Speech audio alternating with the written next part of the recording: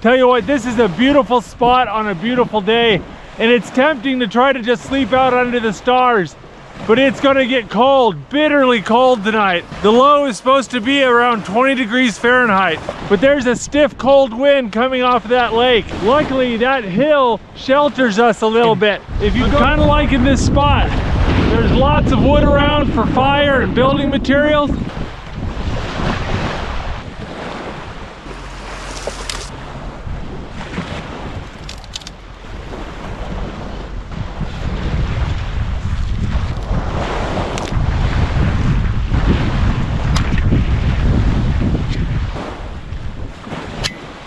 Man, I've been using this saw for 3 years now, 2 years now. I think it's done good.